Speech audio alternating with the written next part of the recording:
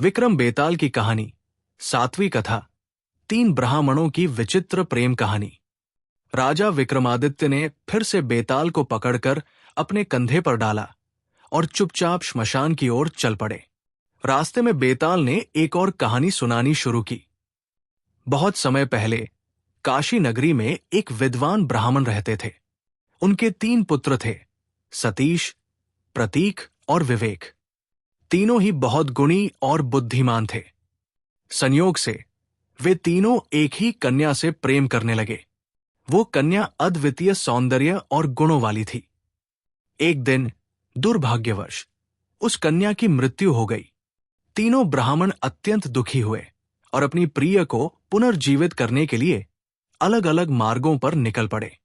पहले ब्राह्मण सतीश, वो शव के पास बैठकर उसकी अस्थियों की रक्षा करने लगा। वो हर दिन उसकी समाधि के पास रहकर उसकी देखभाल करता। दूसरा ब्राह्मण प्रतीक, वो दूर दराज की यात्राएं करने लगा और तंत्र मंत्र सीखने में लगा रहा ताकि किसी दिन वो अपनी प्रिय को जीवित कर सके। तीसरा ब्राह्मण विवेक, उसने संन्यास ले लिया और जंगल में जाकर कठोर तपस्या करने लगा जिससे वह दिव्य शक्तियां प्राप्त कर सके। एक दिन प्रतीक को एक सिद्ध योगी से एक मंत्र प्राप्त हुआ जिससे मरे हुए व्यक्ति को पुनर्जीवित किया जा सकता था। वो तुरंत वापस लौटा और अपनी प्रिय की समाधि के पास आया जहां सतीश पहले से उसकी देखभाल कर रहा था। मंत्र के प्रभाव से वो कन्या फिर से जीवित हो गई। अब समस्या ये थी कि तीनों ब्राह्मण उसे अपनी पत्नी बनाना चाहते थे। सतीश ने कहा कि उसने उसकी रक्षा की थी। प्रतीक ने दावा किया कि उसने उसे जीवित किया था और विवेक ने कहा कि उसकी तपस्या से ही यह संभव हुआ था। इतनी विचित्र स्थिति देखकर बेताल ने राजा विक्रमादित्य से प्रश्न किया, राजन, तुम बुद्धिमान हो, न्यायप्रिय हो।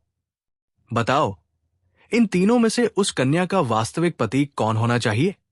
राजा विक्रमादित्य ने उत्तर दिया, उस कन्या का वास्तविक पति वही होना चाहिए जिसने उसे जीवित किया, यानी प्रतीक, क्योंकि अन्य 2 ने उसका संरक्षण और आराधना की, परंतु जीवन देने का कार्य प्रतीक ने किया। राजा का उत्तर सुनकर बेताल प्रसन्न हुआ और बोला, राजन, तुमने सही उत्तर दिया, परंतु तुमने वचन तोड़ा, इसलिए मैं फिर से उड़कर चला जा रहा हूं। इतना कहकर बेताल फिर से पेड़ पर जा लटका और राजा विक्रमादित्य को एक बार फिर उसे पकड़कर लाना पड़ा। यह कहानी हमें सिखाती है कि किसी भी कार्य में मुख्य योगदान देने वाला व्यक्ति ही असली श्रेय का हकदार होता है।